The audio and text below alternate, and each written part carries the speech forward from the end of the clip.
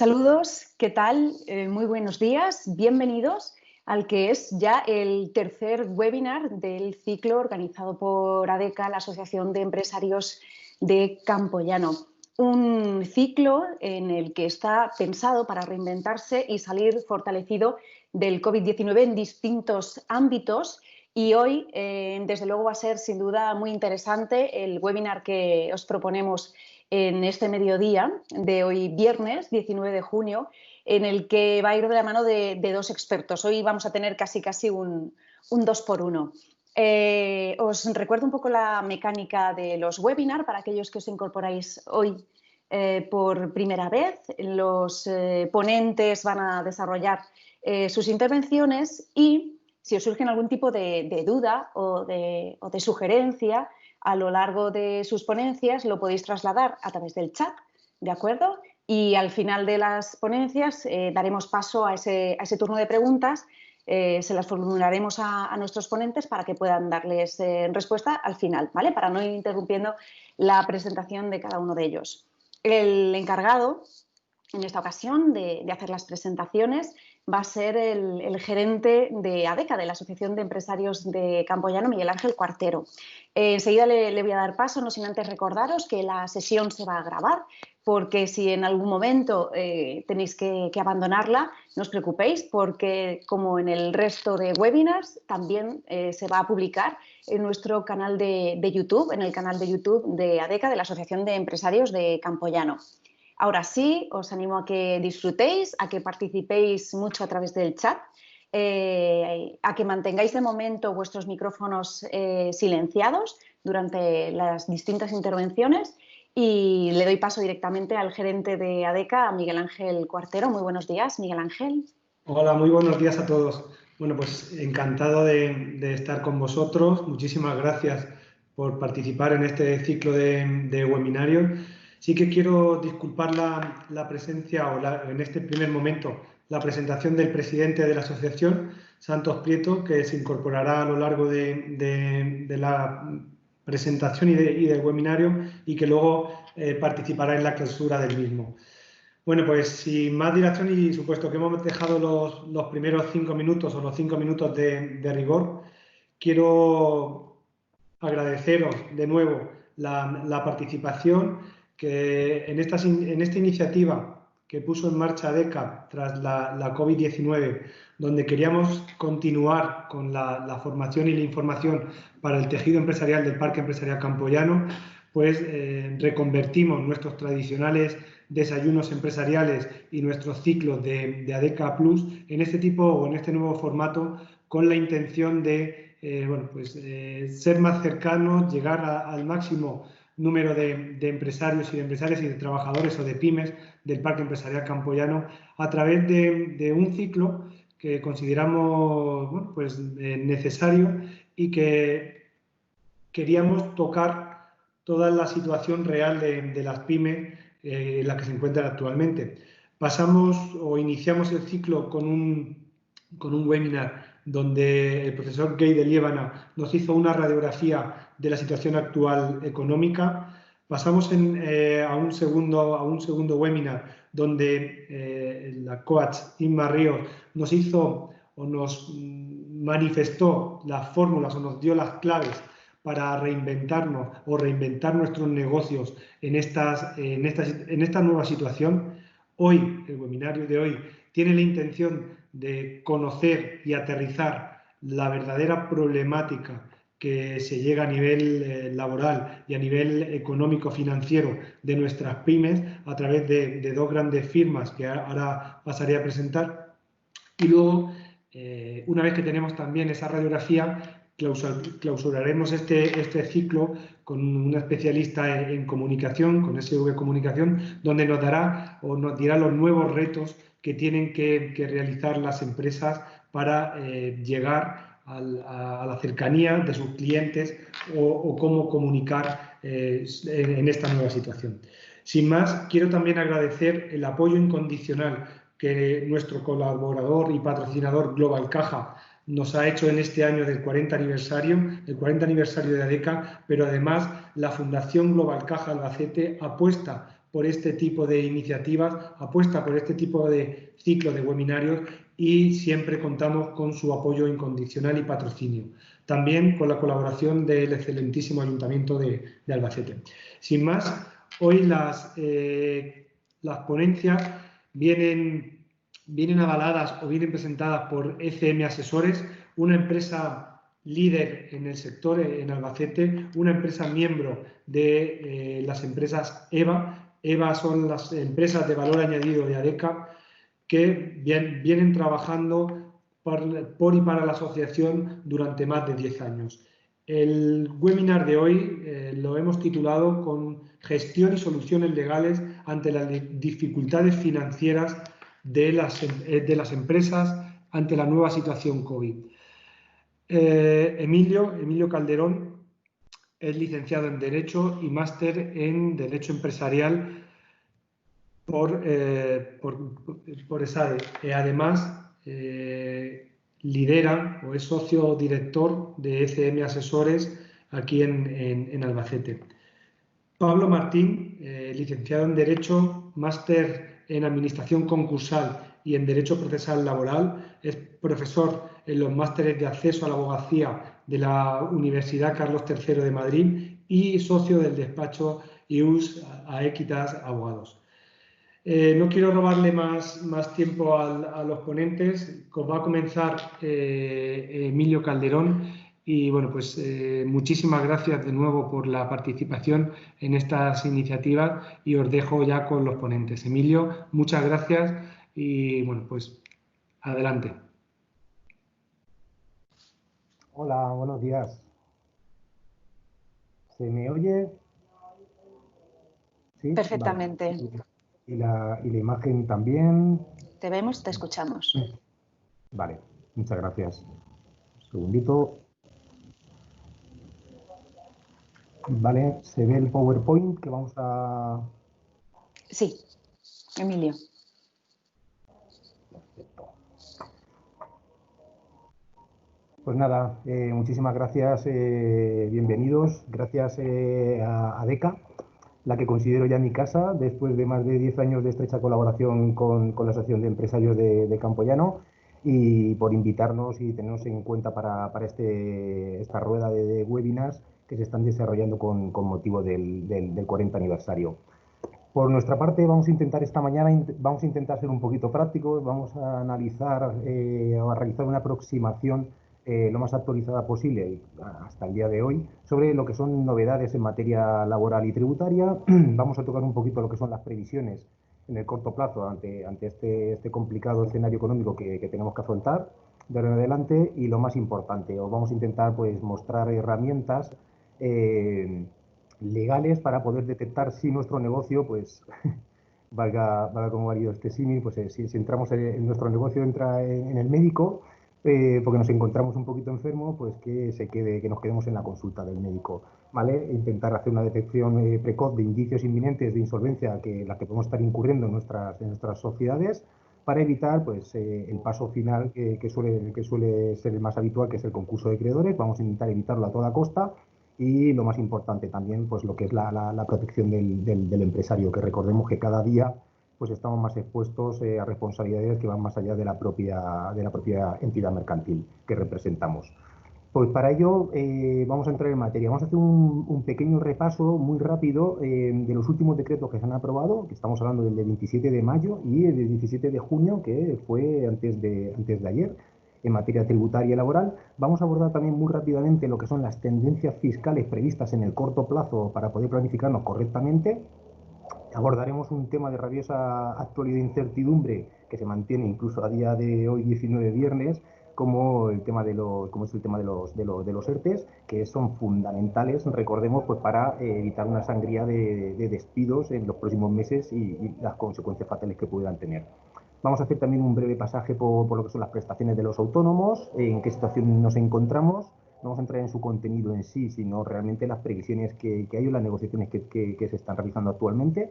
Y como antesala a mi compañero colaborador Pablo, jurista, pues vamos a ver lo que son las ventajas de los preconcursos de acreedores, y a partir de ahí él nos va a identificar correctamente las soluciones legales pues, para evitar daños y perjuicios mayores, como os decía, pues para que nuestras empresas, en el caso de que se pongan enfermas.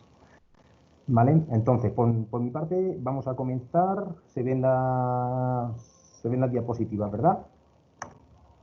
Bueno, como os comentaba, ¿se me oye correctamente? ¿Se me oye correctamente? Perfecto, Emilio, se te escucha y la presentación perfecta. Perfecto.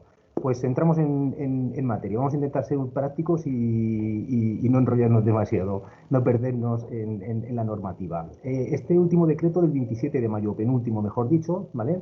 Como novedades en materia fiscal, lo que hace es habilitarnos la posibilidad de una segunda declaración del impuesto de sociedades si se retrasó lo que es la aprobación de las cuentas anuales por el coronavirus.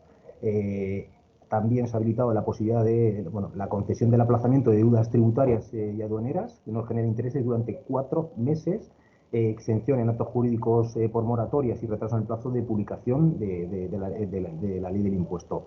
Respecto al tema de los intereses de los 4 meses, lo que han hecho ha sido ampliar. Si recordamos, las empresas tuvimos acceso a poder financiar los impuestos del primer trimestre, las pymes, hasta el próximo mes de octubre sin generar intereses durante un periodo de tiempo. Bueno, han hecho una pequeña ampliación, ¿vale? La han extendido a 4 meses. Luego, lo que son los contribuyentes del impuesto social, volviendo un poquito al origen de esta novedad en materia del impuesto, pues los contribuyentes del impuesto social cuyo plazo para la formulación y aprobación de las cuentas se ajusta a lo dispuesto a los artículos 40 y 41 del decreto 8/2020, van a presentar su declaración para el periodo impositivo correspondiente a dicho ejercicio en el plazo de declaración del impuesto, ¿vale? Normalmente he puesto, pues eso es hasta el 25, los que tenemos cierre de ejercicio fiscal a 31 del 12, pues hasta el 25 de julio. ¿Qué ocurre? Si a la finalización de ese periodo, de ese plazo, las cuentas no hubieran sido aprobadas por el órgano correspondiente, pues la declaración se realizará con las cuentas disponibles. Y ahí es donde viene la novedad. Cuando esas cuentas sean aprobadas conforme a derecho y se conozca de manera ya definitiva cuál es el resultado contable final, si la autoliquidación que se debe presentar difiere de la que hemos presentado, vamos a suponer hasta el plazo del 25, que es el ordinario, pues se va a poder presentar una segunda declaración con un plazo máximo del 30 de noviembre de 2020 y en consecuencia las cuentas anuales depositadas en el registro mercantil en fecha tope en el 2020. Y si de esta segunda declaración vamos a suponer que hemos tenido que volver a hacer otra declaración, resulta una cantidad de ingresar superior o a devolver inferior a la derivada de la primera, la del 25 de julio, esta segunda autoliquidación tendrá la consideración de complementaria y esa cantidad de ingresar devengará solamente intereses de demora. En el resto de los casos, esta segunda autoliquidación pues, tendrá el carácter de rectificación de la primera, produciendo efectos desde su presentación, sin necesidad de que la Administración tenga que resolver sobre la procedencia o no de la misma, ¿vale? Y cuando de esa rectificación pues, resulte una cantidad de devolver como consecuencia de un ingreso efectivo en la autoliquidación anterior, se devengarán intereses lógicos, lo que comentamos, intereses de demora sobre dicha cantidad, hasta el día siguiente a la finición del plazo voluntario. Es decir, realmente lo que se hace es que se nos habilita un nuevo plazo para, nosotros tenemos que presentar nuestro impuesto de sociedades hasta el 25 de julio si tenemos cierre fiscal a final de año y en el caso de, tenemos la opción de poder presentar una declaración complementaria. En función de si sale a nuestro favor o no, para que nos entendamos, pues solamente correrán intereses de demora a nuestro favor o en nuestra contra, ¿vale? Si la Administración resulta devolver, nos tendrá que devolver esos intereses. Por lo que estamos ganando un plazo adicional de hasta el próximo 30 de noviembre. No tiene por qué, lo que estuvimos comentando no quiere decir de que todo el mundo tenga por qué hacerlo, muchísimo menos. Si nosotros hemos formulado nuestras cuentas y las hemos aprobado y hemos depositado en el registro mercantil, nosotros ya, nuestro impuesto de sociedades queda firme, el del 25 de julio, y nuestras cuentas anuales quedan firmes. Se modifica la Ley General Tributaria, ¿vale? Ya nos vamos al decreto de antes de ayer. Es una novedad, la verdad que bastante importante, porque bueno, parece ser que también se va modernizando la Administración de una manera precipitada en este sentido, ¿vale? Se modifica la Ley General Tributaria y, atención, se pueden ya realizar procedimientos tributarios mediante sistemas digitales, como por ejemplo lo que estamos haciendo ahora mismo, la videoconferencia. Las actuaciones de la Administración y los obligados tributarios en los procedimientos de aplicación de los tributos podrán realizarse a través de sistemas digitales que, mediante videoconferencia u otro sistema similar, pues permitan la comunicación bidireccional y simultánea de imagen y sonido. Esto está, sinceramente, desde mi punto de vista como profesional, está fenomenal. Es importante saber que, evidentemente, necesitamos, ¿vale? Toda esta utilización de estos sistemas se producirá cuando lo determine la Administración, pero requerirá, lógicamente, de la conformidad del obligado tributario en relación con su uso y con la fecha y hora de su desarrollo. Resumiendo, que para los profesionales como nosotros el despacho, pues sinceramente nos puede venir bien para evitar desplazamientos y, bueno, pues este verano, como van a trabajar, pues nada, pues estaremos en el chiringuito de la playa tomándonos una caipiriña y probablemente tengamos cita con el inspector y la haríamos por videoconferencia. Yo, sinceramente, es una medida que considero que es lógica para lo que nos viene de adelante, y a los profesionales pues nos puede optimizar el hecho de tener que estar desplazándonos, sobre todo cuando es a otras provincias. Tendencias fiscales. Para los tiempos de la nueva normalidad, como le han llamado el gobierno, vamos a ver, hay una alerta fiscal por la pandemia. Todos lo sabemos, el gobernador del Banco de España pues advirtió recientemente que la revisión de los numerosos beneficios fiscales existentes que está realizando la IREF pues deberían de servir para, muy importante, pues eso, racionalizar su uso y mejorar su eficiencia.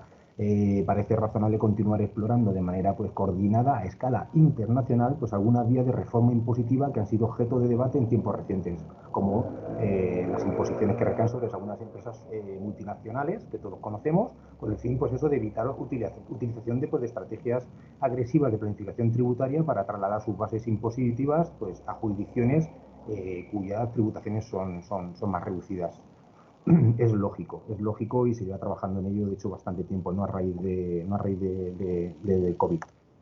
Próxima reforma fiscal. Es algo totalmente inminente. Yo personalmente llevo advirtiéndolo desde el pasado año y ahora entiendo que con la situación excepcional que estamos viendo se va a precipitar. ¿Qué es lo que parece claro? Pues que el gobierno, evidentemente, promoverá, ya lo está promoviendo desde hace meses, de que se constituyó el último gobierno, a finales del año pasado, pues una reforma fiscal en profundidad.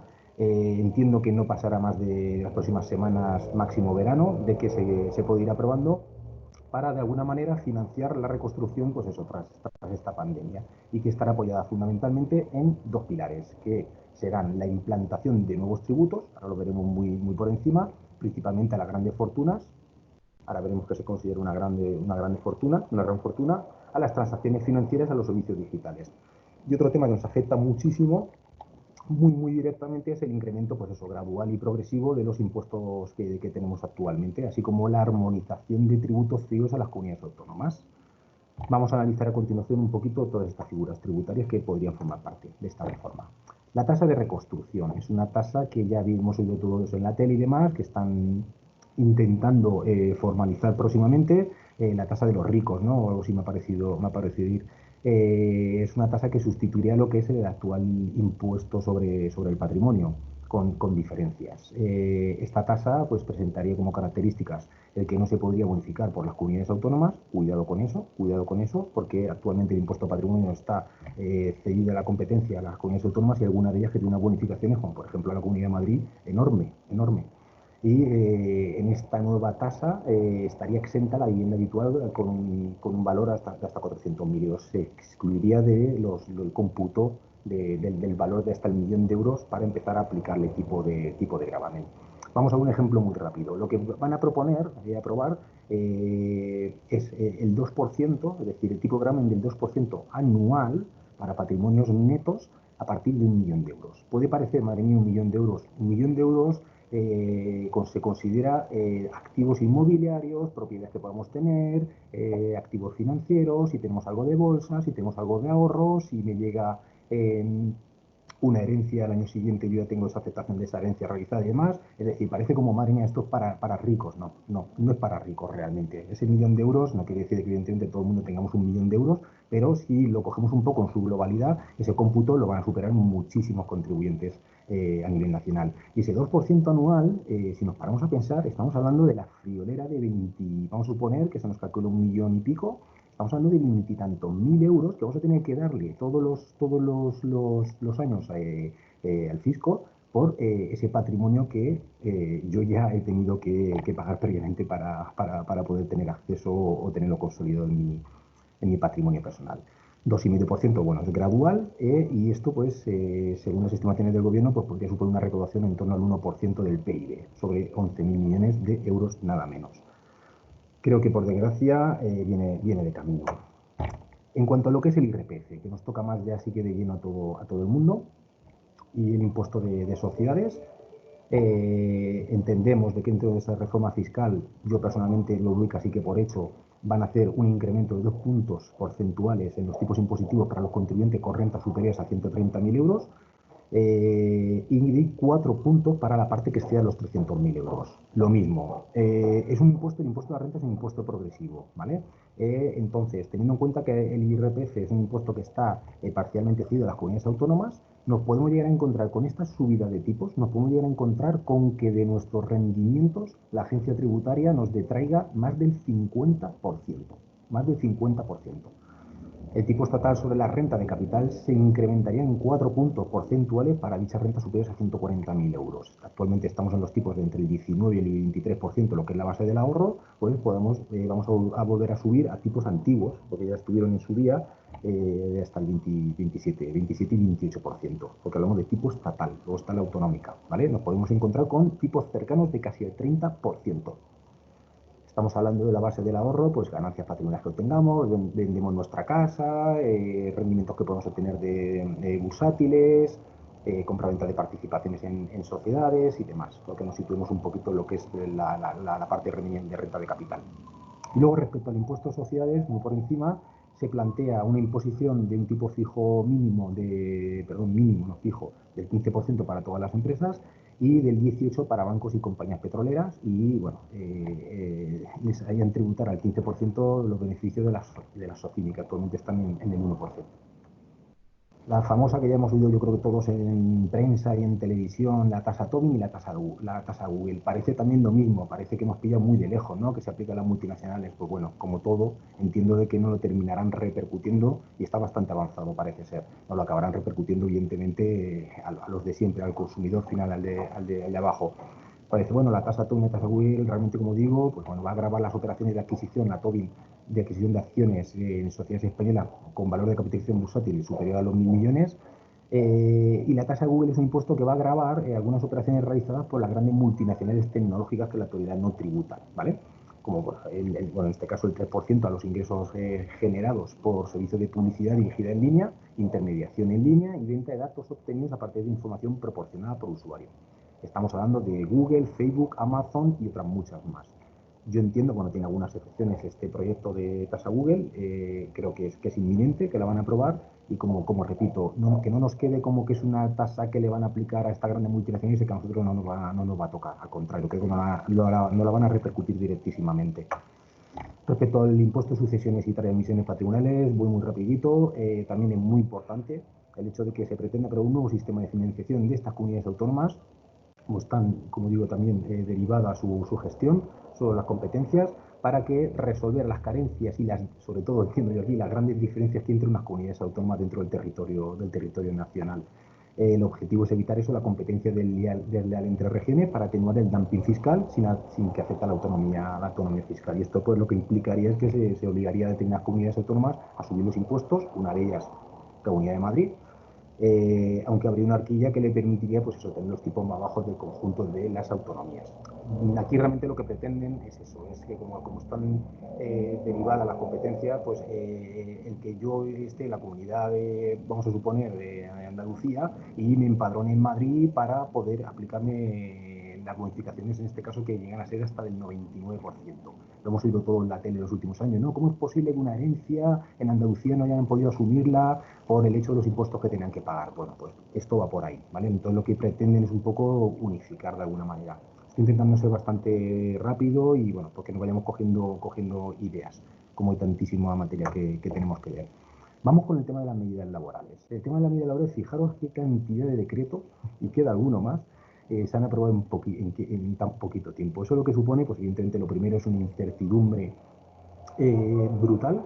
Se ha legislado de correprisas con los consiguientes defectos que ello conlleva, por lógica, y la locura que ha supuesto de que entramos a primeros de marzo, entramos en esta situación de pandemia, y los que nos quedan de camino, como todos sabemos. Vamos a ir un poquito muy rápidamente tocando algunos puntos de los más importantes. Nos remontamos al 10 de marzo, bueno, lo que son las bajas médicas, se considera accidente de trabajo por el hecho de que si te tienes que aislar o estás contagiado, pues lo que viene a ser una enfermedad por IT, pues pasa a ser una enfermedad por accidente de trabajo y poquito más. No es necesario haber cotizado por contingencias comunes a la seguridad social durante los 180 días y los 5 años anteriores. Con que hayas cotizado un solo día tienes derecho a esta. Han habido muchísimos casos, como podéis entender, con todos los contagios que han habido a nivel nacional, pues ha habido muchísimos casos. Entonces, lo que vengo a decir en esta diapositiva es que con esta medida se asimila tratamientos de un accidente de trabajo frente a una baja común. Este decreto del 12 de marzo en el que se adoptan medidas urgentes, lo que hace o lo que hizo, lo que aprobó fue bonificar al 50% las cuotas empresariales de los seguros sociales pues para contingencias comunes, principalmente pues eso, pues para que los contratos fijos discontinuos que se realicen o se mantengan durante los meses de febrero a junio estén bonificados. Por la experiencia del despacho prácticamente no se ha aplicado nada. Este decreto del 17 de marzo voy muy rápido, realmente todos creo que ya lo conocemos, hemos ido a hablar de él, pues bueno, regulaba, intentaba pues eso, fomentar muchísimo el teletrabajo, que creo que de alguna manera lo hemos conseguido, de una manera forzada a algunos y otros de una manera más natural, pero bueno, hemos conseguido bastantes avances con el tema del teletrabajo. El tema de la jornada laboral, pues también se habilitó el hecho de que pues, un trabajador pudiera pedir una reducción, incluso adaptación, incluso reducción de su jornada hasta el 100%, normalmente por el tema del cuidado de niños y demás. Hemos tenido algunos casos en el despacho. El cese de actividad, que lo veremos ahora después, que creo que ha tenido acceso muchísimos autónomos. Los ERTE por fuerza mayor, vamos a entrar ahora un poquito en ellos. Los ETOP, que son el resto, los de por causas económicos, son efectivas y de producción, y el desempleo. Lo que se aprobó aquí pues fue eso, todos los ERTE de fuerza mayor y ETOP, pues no es necesario ningún periodo mínimo cotizado y que no consume efectos de duración máxima de prestación los trabajadores que entran en desempleo durante un ERTE, que es con lo que nos encontramos actualmente.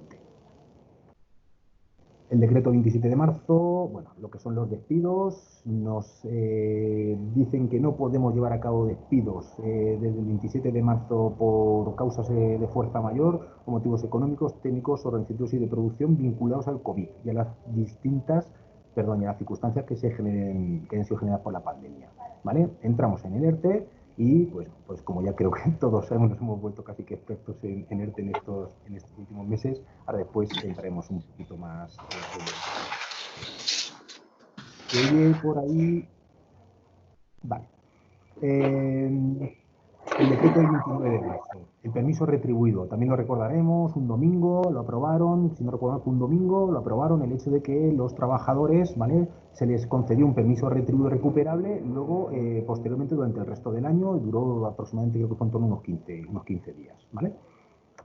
El de 31 de marzo, el decreto del 31 de marzo, aquí se adoptan medidas urgentes complementarias. Se da, creo, cobertura a una necesidad que era necesaria, ¿vale?, que era el subsidio a las empleadas de hogar. Hemos tenido muchos casos aquí también en el despacho, se quedaron totalmente desprotegidas las empleadas del hogar en este país y bueno, se aprobó, se reaccionó rápido, la verdad es que sí, y se aprobó un subsidio para todas ellas. Las moratorias y de cotizaciones a la seguridad social para autónomos y empresas, han tenido acceso a algunas de ellas y lo más importante, que es lo que más estamos trabajando, o hemos trabajado últimamente, ha sido el aplazamiento del pago de las deudas a la seguridad social y para autónomos y empresas. Lo que tenemos que mensualmente comunicar los primeros días de cada mes si queremos solicitar un aplazamiento al 0,5% de interés. Lo hemos solicitado muchísimas empresas del despacho para los periodos hasta junio. Luego, el decreto del 21 de abril de medidas complementarias también se prorroga el carácter preferente del trabajo a distancia, se sigue de alguna manera incentivando a él, el derecho a adaptación al horario y reducción de la jornada, se amplía la protección por desempleo a las extinciones de contrato de periodo de prueba. Esto la verdad es que también lo veo bastante correcto el que lo aprobaran para que no se quedara desprotegido con la situación de la pandemia. Hemos tenido un periodo de prueba, pues bueno, comunicamos que no lo ha superado y ese chico o esa chica quedan en una situación totalmente desprotegida. Pues bueno, se les ha dado cobertura en materia de protección de desempleo como medida extraordinaria. Se recoge la posibilidad de existencia de fuerza mayor parcial en empresas que desarrollan actividades esenciales. Hasta entonces los servicios de asesoría también se nos considera servicio esencial. no cabía la posibilidad de una fuerza mayor, pues aquí sí que se reconoció a partir del 21 y se tipifica, cuidado, se tipifica una nueva infracción muy grave para solicitudes fraudulentas de ERTES y se establece una sanción específica. Se establece también que será la mutua la que van a gestionar las prestaciones del cese de los trabajadores autónomos, que lo veremos ahora después, lo que se está reclamando, porque extinguen, se terminan el próximo martes, día 30 de junio, si no hay ninguna otra modificación. Bueno, respecto a lo que es el plazo, nos vamos ya al 21 de abril, ya estamos acercándonos en el tiempo y en el 21 de abril lo que nos encontramos es que se amplía el plazo de los ERTE por fuerza mayor hasta este próximo 30 de junio. ERTE por fuerza mayor para empresas que sigan afectadas por causas que impiden su retorno a la actividad y cuando recuperan al primer trabajador, cuidado, cuando recuperan al primer trabajador por cuenta ajena del ERTE, ya pasamos a un ERTE fuerza mayor parcial. ¿Qué ocurre? Esta es la foto con la que nos tenemos que quedar y es la actual y es la que estamos, negociando si lo prorrogan y en qué condiciones lo prorrogan, que llevan toda la semana y no he podido juntar nada nuevo a fecha de hoy porque llevan 48 o 72 horas negociando y no llegan a ningún tipo de acuerdo sindicatos con empresarios y gobierno, en el sentido de que la foto que tenemos actualmente los ERTE de fuerza mayor parcial es la siguiente y es: en cuanto a las bonificaciones, debe de reincorporar a los trabajadores del ERTE de forma paulatina, primando la modalidad de la reducción de la jornada. ¿Qué ocurre nosotros como empresario cuando estamos sacando, por así decirlo, a algún trabajador de nuestro ERTE? ¿Vale? Las bonificaciones que tenemos hasta este próximo 30 de junio es la bonificación durante el mes de mayo del 60% de los trabajadores que se han quedado dentro del ERTE y del 45%, aproximadamente la mitad de los seguros sociales están bonificados por los trabajadores que se quedan en el ERTE durante el mes de junio, los que dejamos ahí dentro, como yo digo, en la nevera. Y luego los que hemos ido reincorporando, fijaros, el incentivo, estamos bonificándonos las empresas hasta un 85% en mayo y un 70% en junio. Es decir, si os dais cuenta, es lógico, están incentivando la bonificación a los trabajadores que vas sacando del ERTE. Pagas menos, para que nos entendamos, pagan menos seguridad social por los trabajadores que vas sacando del ERTE que los que dejas dentro. Esto es un caballo de batalla y un motivo de la paralización un poquito en el avance de las negociaciones que lleva el gobierno con sindicatos y demás, porque claro, ellos quieren, evidentemente, recordemos que el ERTE es el mecanismo, como he dicho al principio de la ponencia, es el mecanismo que está sujetando el que ahora mismo no hayan, yo creo que 4 millones de parados más en este país, 4, 5, 6 millones de parados más en este país, ¿eh? Entonces, claro, es muy importante lo que están negociando ahora para el empresario, de que tengamos bonificaciones, las empresas que están en ERTE tengan bonificaciones, le den evidentemente prórroga, estamos ahora hablando de que está hasta el 30 de junio, le den prórroga y que podamos seguir bonificándonos las empresas que tengan ERTE activo para poder ir de una manera progresiva, sufriendo un coste lo menos gravoso posible y poder ir incorporando trabajadores progresivamente. Por eso me he parado aquí en esta diapositiva, porque es muy importante y creo que hay muchísimas empresas que se encuentran actualmente en ERTE y tienen la incertidumbre de qué es lo que va a pasar. Bueno, pues a día de hoy, viernes día 19, podemos decir de que siguen negociando y uno de los caballos de batalla es el tema de las bonificaciones. Los ERTEs ETOP, respecto a lo que es el compromiso, ETOP son los que no son fuerza mayor, para que nos entendamos, como hemos dicho antes, pues bueno, pues el compromiso de mantenimiento de empleo no afecta a despidos disciplinarios procedentes de finalización de contratos temporales por expiración del plazo convenido o fin de causa que lo motiva. Ojo con los contratos en fraude de ley. El gobierno ya dijo también, vuelvo a reiterarme, de que los ERTEs los van a revisar todos, No quiere decir con ello de que los hayamos hecho mal, pero bueno, hay muchísima casuística y ha dejado muy claro desde el primer día además de que los iba a revisar, especialmente los fuerza mayor, que son la inmensa mayoría de los que se han realizado en este país. Otro tanto sucede con lo que son las bajas voluntarias, jubilaciones, incapacidades y finalizaciones del periodo de servicio en los fijos discontinuos. No se va a aplicar a las empresas que estén en riesgo de concurso de acreedores y la prohibición del despido, esta que hemos hablado, por causa imputada al COVID y la extensión de la duración de los contratos temporales suspendidos por un ERTE, los artículos 2 y 5 del decreto del 9 del 2020. Mantienen su vigencia, es decir, no se puede despedir hasta el 30 de junio. A partir del 1 de julio, dentro de 2 semanas, ya se podrá despedir. Medidas. a partir del 1 de julio. Hemos pegado un salto, si os dais cuenta, hemos pegado un salto en el tiempo y nos vamos a ir a lo que se prevé, aquí no hay nada aprobado, como es evidente, a partir del 1 de julio, o lo que se está trabajando. Se levanta lo que es la prohibición, como he dicho antes, de lo que son los despidos objetivos por causas vinculadas al COVID.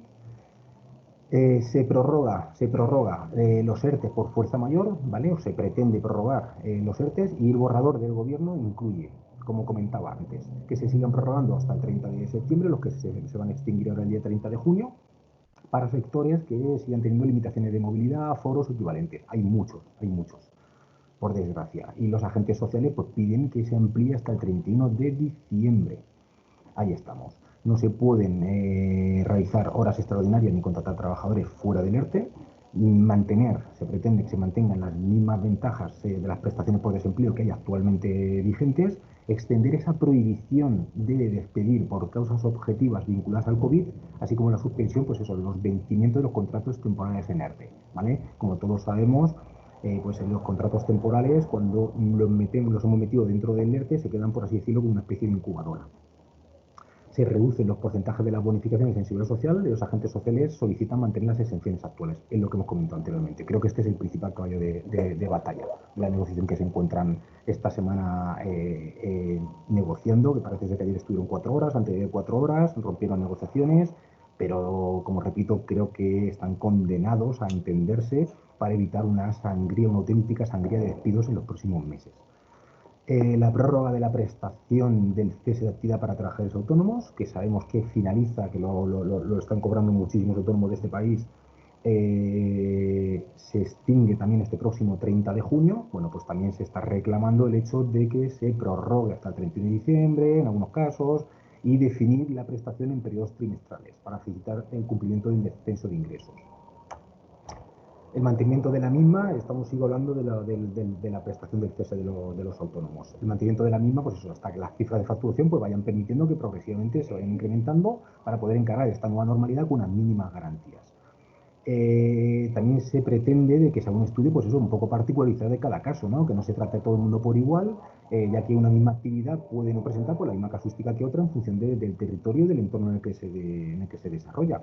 Y luego, pues eso, definir una prestación extraordinaria por periodos trimestrales, para facilitar a las mutuas pues el control del cumplimiento de los requisitos en cuanto a lo que es la reducción de ingresos. Actualmente hemos tramitado muchísimos en el despacho y actualmente no han sido comprobados. Ya nos han advertido de la Asociación de Mutuas, de hecho hay alguna mutua en concreto de accidente que ya nos está pidiendo documentación acreditativa del descenso de la facturación de los autónomos a los que le hemos solicitado la prestación.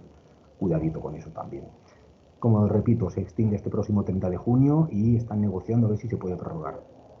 Mi opinión personal como profesional en esta materia, pues yo pienso que realmente sí que considero que puede ser necesario, porque todo lo que sea ayudar ahora mismo al empresario y al autónomo es fundamental. No lo sé exactamente hasta qué punto van a hacer esta prórroga por el coste económico que supone, dando por hecho, que eso sí que me aventuro a decir que lo doy por hecho, que los ERTE los tienen que prorrogar de alguna manera para evitar, como digo, pues 4 o 5 millones de despidos en las próximas semanas en este país. Eso no lo podemos permitir. Mientras que la prestación del autónomo tengo bastantes dudas, pero bueno, entiendo que las próximas semanas tendremos noticias. Bueno, también por terminar un poquito el tema de la prestación de los autónomos, pues lo que se pretende es un poquito, pues eso, una novedad. Es decir, los que no hayan podido acceder hasta ahora, bueno, pues cuidado, oye, si estamos dado de alta hasta el día 31 de mayo, a 31 de mayo, y no le hemos solicitado con anterioridad la prestación porque no hemos tenido derecho, pues si acreditamos haber cotizado al menos 90 días en ese periodo de tiempo desde abril hasta octubre del año anterior, que podamos, que tenga el autónomo acceso a esa prestación, en el caso evidentemente de que se prorroguen. Y una prestación extraordinaria de cese de actividad del 30 de septiembre al 30 de diciembre cuando persista el hecho causante que motiva la concesión en el trimestre anterior.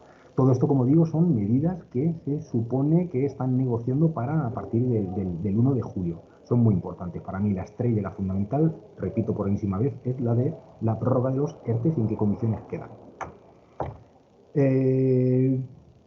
Aquí simplemente hacer una mención rápida a las empresas. Estamos con el tema de la fuerza mayor, mantenimiento de empleo, si vamos a poder cumplir los 6 meses, si no, hay muchísima incertidumbre respecto a todo esto y voy muy rapidito. Empresas en las que concurre un riesgo de concurso, nuestro compañero Pablo ahora después lo comentará. Necesidad del 5 bis, ahí lo dejo.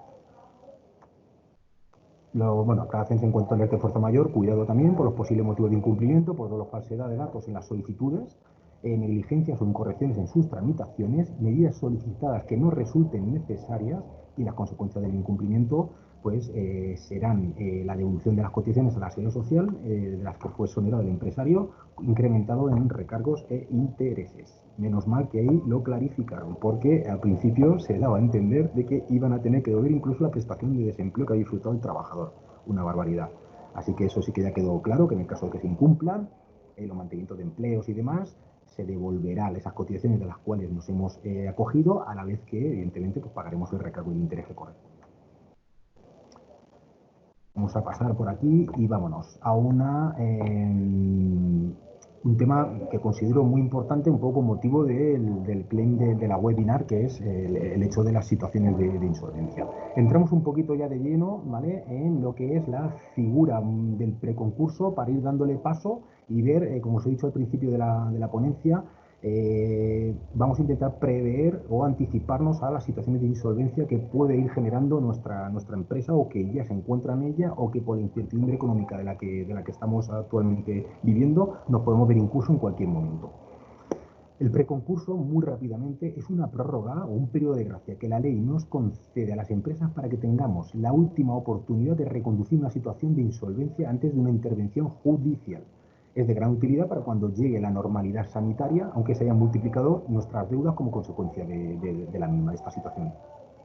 Si nuestra compañía está atravesando una delicada situación financiera y su patrimonio neto se va viendo minorado de forma alarmante por pérdidas acumuladas procedentes de la cuenta de resultados, o lo que es igual de la solvencia de la compañía, pues debemos rápidamente actuar. Y aquí ya entramos en el foco principal de la webinar. Debemos de actuar cuanto antes para poder reestructurar nuestro pasivo y volver a la sostenibilidad empresarial. Siempre dejando al final la figura, que es la que vamos a intentar evitar a toda costa, la figura del concurso de acreedores.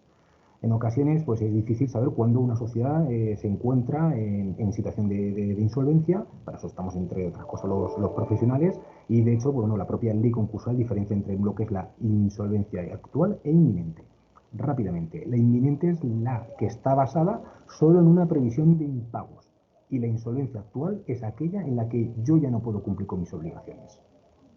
En la actual, la que yo ya no puedo cumplir con mis obligaciones, es la que nos genera la obligación de solicitar el concurso en el plazo de 2 meses. Por el contrario, la insolvencia inminente solo otorgaría al deudor la facultad de adoptar decisiones para evitar males mayores. Incumplir con la obligación de solicitar el concurso puede ser decisivo para que un juez nos determine que conocíamos realmente el problema que teníamos, que obramos con mala fe, que no actuamos como administradores, que es nuestra obligación entre otras muchas, para que nos pueda llegar a calificar el concurso como culpable. Cuidado, porque la culpabilidad en un concurso evidentemente se extiende ya la responsabilidad a nuestras personas físicas.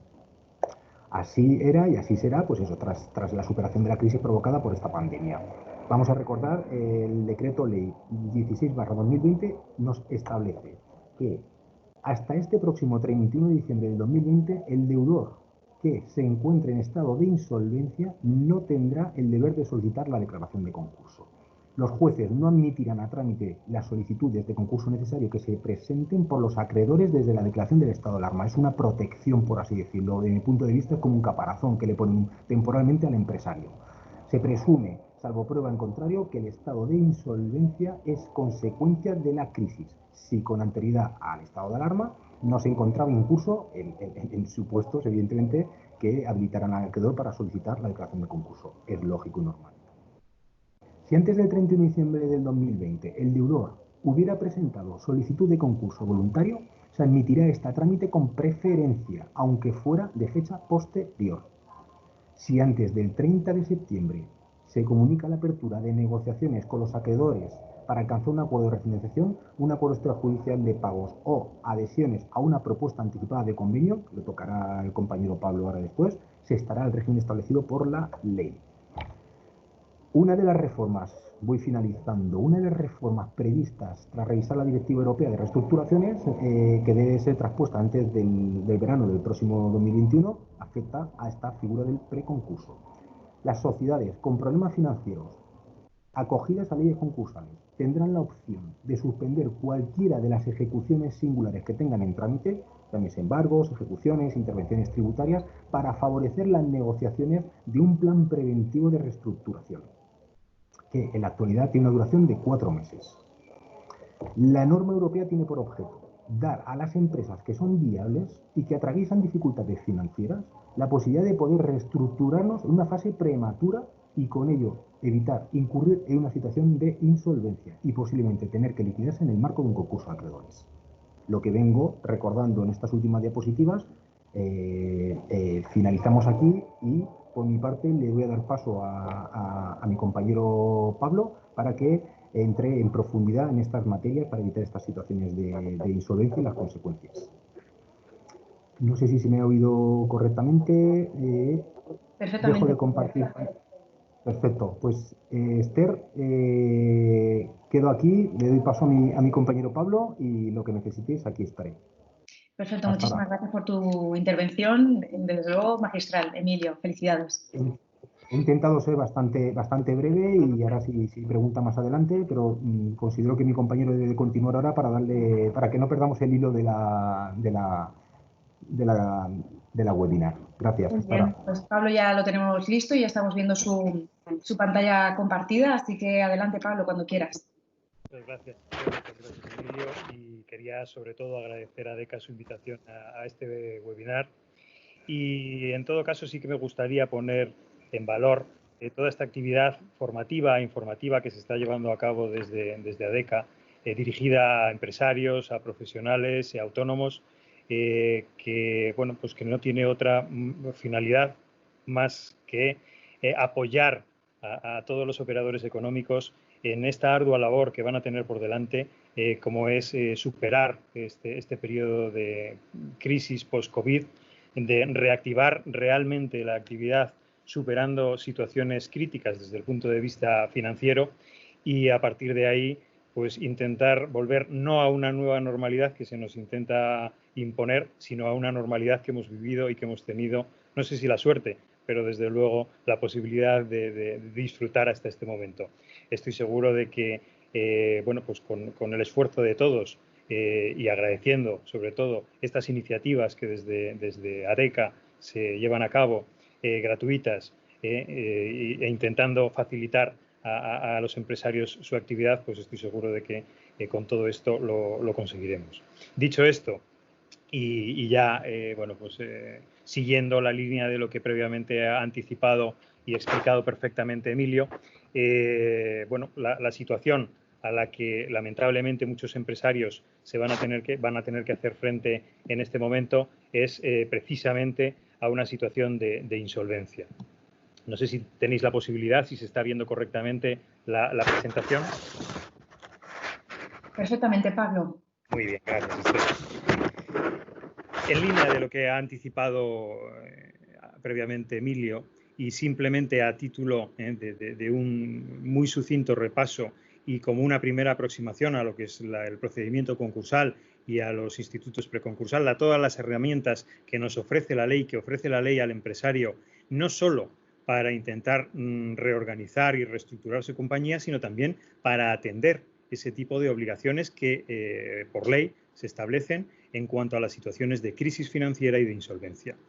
Teniendo en cuenta precisamente estos reales decretos que en el periodo de alarma se han ido dictando, sí que me gustaría hacer incidencia básicamente en dos cuestiones que a su vez inciden y tienen trascendencia desde el punto de vista de la insolvencia.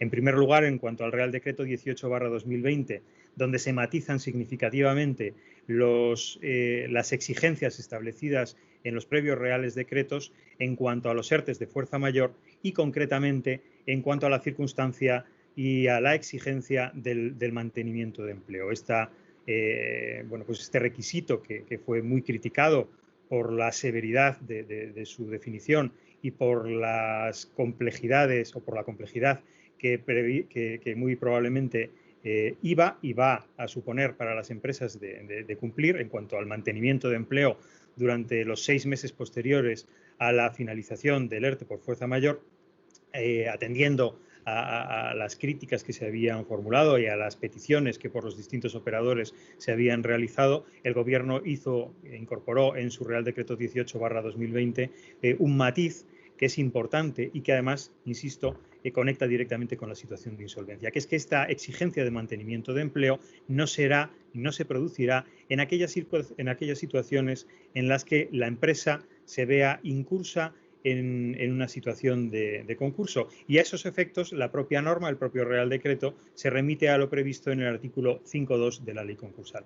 Como ahora veremos un poco más en detalle, el artículo 5.2 de la Ley Concursal, y como previamente ha tenido la oportunidad de anticipárnoslo Emilio, este artículo 5.2 establece la obligación de todas las empresas que se encuentren en una situación de insolvencia financiera, es decir, que no puedan atender el pago de sus acreedores, bien de forma inminente, bien de forma previsible, establece la obligación de que en el plazo de los 2 meses siguientes acudan y atiendan su situación de insolvencia a través de un procedimiento de insolvencia, a través del procedimiento concursal o a través de una de las distintas herramientas, lo que se llaman los institutos preconcursales y que ahora veremos, que nos ofrece la Ley Concursal también para intentar superar esta situación de insolvencia sin vernos afectados directamente por el procedimiento concursal.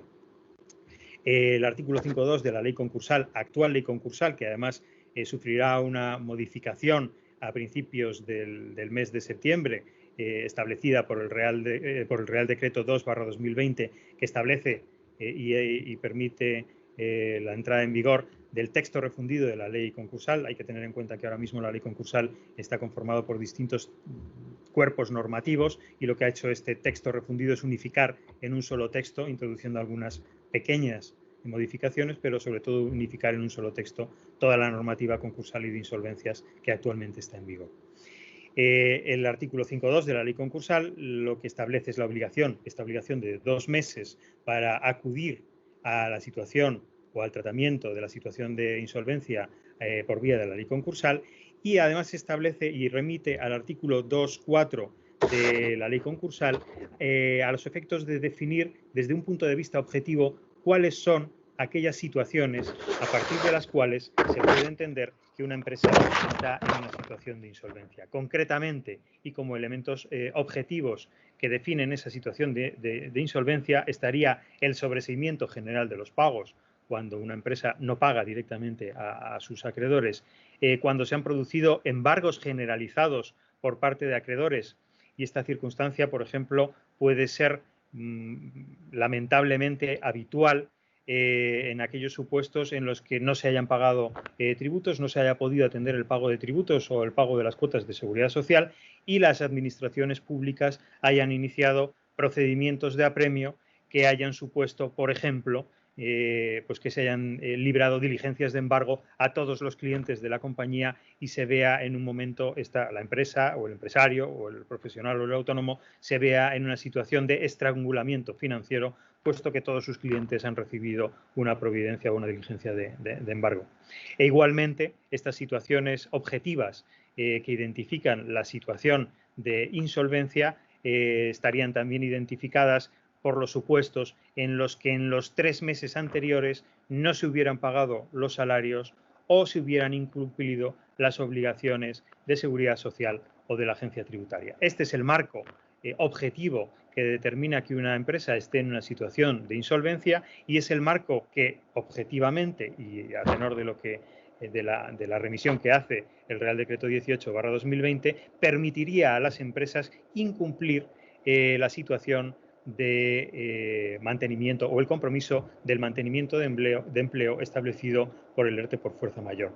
El marco para poner de manifiesto esta situación, evidentemente, es la presentación de una demanda de concurso, pero qué duda cabe que a través de las distintas vías que establece la ley concursal relacionadas directamente con la situación de insolvencia, yo entiendo que, por supuesto, esta circunstancia también podría ser no solo puesta de manifiesto, sino acreditada a los efectos de justificar que se está llevando a cabo el cumplimiento estricto en los términos que plantea la ley de esta circunstancia y que, por lo tanto, no serían exigibles a la empresa el mantenimiento del empleo ni tampoco las consecuencias de la falta de mantenimiento.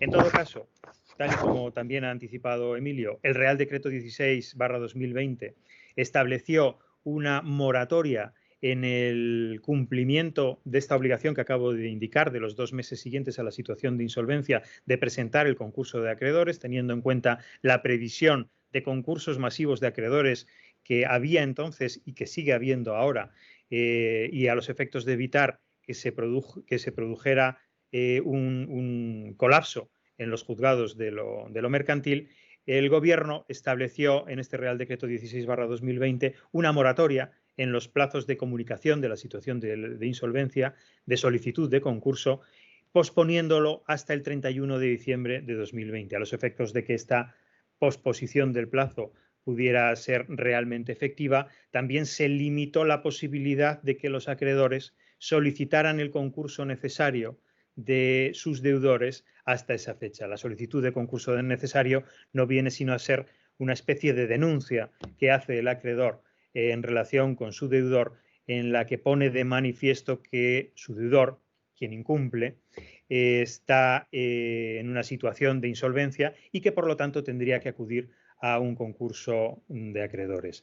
El concurso necesario, por otra parte, establece a su vez un régimen muy restrictivo para operar al deudor, al concursado, una vez que es declarado, en la medida en la que cuando se designa un administrador concursal, es el administrador concursal quien realmente va a administrar a la compañía, no siendo en este caso el administrador o el órgano de representación social o el consejo quien tome las decisiones de administración.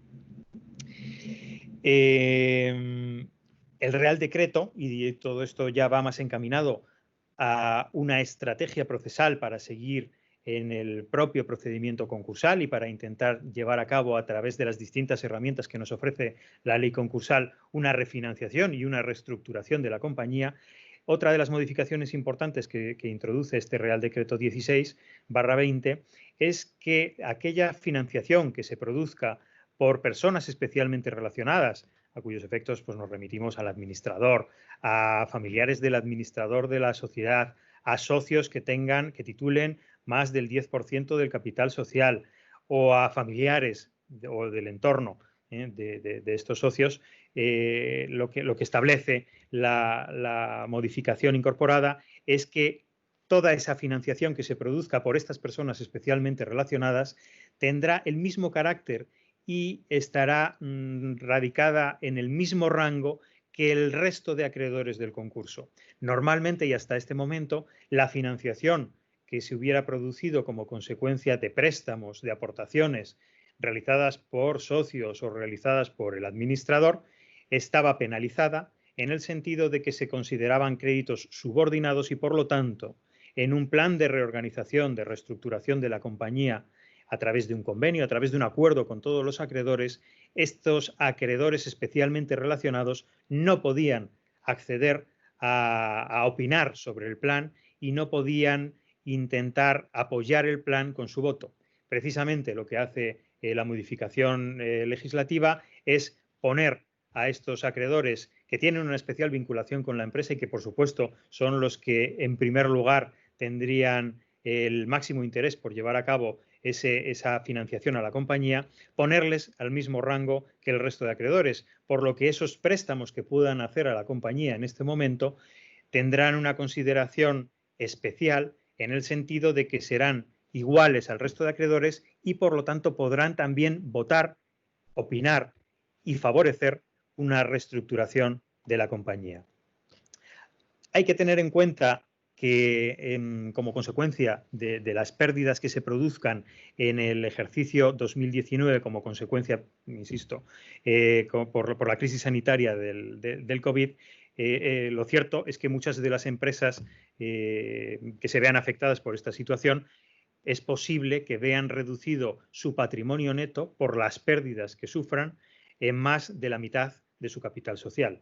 El ejemplo claro sería una pyme, una SL, que tenga un capital social de 3.000 euros, que es el mínimo legal, y que como consecuencia de pérdidas que se hayan producido en el ejercicio 2020, como consecuencia de la crisis del COVID, como consecuencia simplemente de la paralización de la actividad, que se hayan producido pérdidas que superen los 1.500 euros en este ejercicio. En ese escenario, la empresa al amparo de lo previsto en el artículo 363 de la Ley de Sociedades de Capital, se vería obligada a convocar una junta a todos sus socios y bien llevar a cabo una ampliación de capital para reconstituir su capital social o bien solicitar la liquidación de la sociedad y, si no hubiera activos suficientes como para poder pagar a sus acreedores, llevar a cabo esa liquidación en el marco de un procedimiento concursal, previendo que la circunstancia de pérdidas que superen o que generen una reducción del capital social superior a la mitad de ese capital social va a ser, lamentablemente, un escenario generalizado en la mayoría de las pymes del Estado. El Gobierno, lo que ha incorporado es una modificación legislativa para que esta norma, para que este artículo 363 que obliga a reconstituir ese capital social, no sea causa para acudir a una situación de concurso, solamente en lo que está vinculado con las pérdidas que se produzcan en el ejercicio 2020. No podemos ocultar que, por supuesto, cualquier situación de crisis es también una situación de oportunidad, y a esos efectos, con el fin de evitar que el tejido productivo que se va a ver afectado por la crisis financiera desaparezca, y con la finalidad también de que se produzca o de simplificar los mecanismos de transmisión de empresas o de unidades productivas, otra de las modificaciones legislativas que incorpora este Real Decreto 16/20 es la simplificación del sistema de ventas de unidades productivas. Las unidades productivas hasta este momento se tenían que realizar y llevar a cabo su venta en el marco de un procedimiento concursal a través de una subasta, y en este caso lo que permite la modificación legislativa es ampliarlo a las subastas extrajudiciales, que va a ser básicamente el único sistema a través del cual se van a poder realizar los activos a través de subasta en un procedimiento concursal, salvo, y bueno, por ampliar si cabe el índice o el nivel de protección al que someter a estas unidades productivas, teniendo en cuenta que las unidades productivas incorporan a su vez también masa laboral, que incorporan a trabajadores. Lo que establece esta disposición es que las ventas de esas unidades productivas también se puedan llevar a cabo a través de subastas judiciales. En síntesis, la venta de activos de las compañías en procedimientos concursales ya no va a ser a través de subastas judiciales, sino, como establece la norma, a través de subastas extrajudiciales o a través de ventas directas, estableciéndose la excepción de las unidades productivas, que podrán ser transmitidas también a través de subastas judiciales. Teniendo en cuenta que la generalidad de los procedimientos se van a desarrollar a través de subastas extrajudiciales, y cuando hablamos de subastas extrajudiciales estamos hablando de procedimientos de subasta notarial en la mayoría de los casos, lo más probable es que todos estos activos de empresas que se vean afectadas por situaciones de insolvencia e incursas en un procedimiento concursal sean realizados a través de estas subastas extrajudiciales o de procesos de venta directa realizados directamente por la administración concursal, y no haya que acudir a procedimientos de subasta judicial en los que llevarlo a cabo, entre otras cosas porque la venta individualizada de activos no va a poder ser llevada a cabo a través de esos procedimientos de subasta judicial. En todo caso, y por hacer ya esta aproximación rápida a los sistemas concursales y a los sistemas de reestructuración preconcursales, lo que vamos a analizar es cuáles son esas herramientas y esas obligaciones que nos establecen desde la ley concursal para poder atender la situación de insolvencia. Por empezar a discriminar, tendríamos una primera separación, lo que son los sistemas preconcursales, los institutos preconcursales, que son procedimientos que se desarrollan fuera de un procedimiento concursal y que permiten atender la necesidad de reestructuración de la compañía sin necesidad de someterse ni a una intervención por parte de una administración concursal, ni tampoco a un procedimiento concursal, lo que todos conocemos ya como el concurso de acreedores, que sería la otra alternativa para el supuesto en el que estas primeras herramientas fallarán.